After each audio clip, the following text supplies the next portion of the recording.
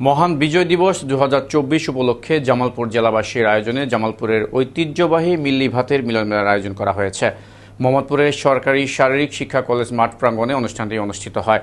ঢাকায় মিল্লি ভাতের উৎসব অনুষ্ঠান উদযাপনের মধ্য দিয়ে ঢাকাস্থ জামালপুর জেলাবাসীর মাঝে সামাজিক বন্ধন সুদৃঢ় করা এবং জামালপুরের খাদ্য সংস্কৃতি মিল্লি ভাতকে ঢাকাসহ সারা দেশে তুলে ধরাই মূল উদ্দেশ্য।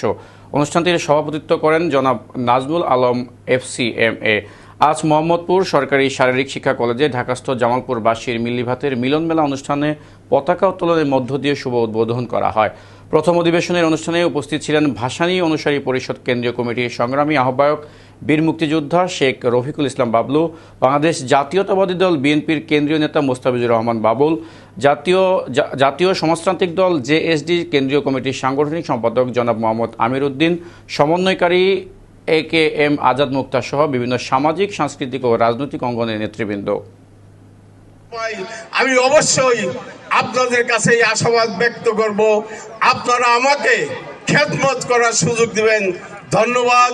এখানে আয়োজক যারা আছেন তাদেরকে আমি আবারও ধন্যবাদ জানাচ্ছি, কৃতজ্ঞতা জানাচ্ছি। তবে আমার সহযোগিতা আমার দলের পক্ষ থেকে, জামালপুরের পক্ষ থেকে সর্বাত্মক সহযোগিতা আমার থাকবে।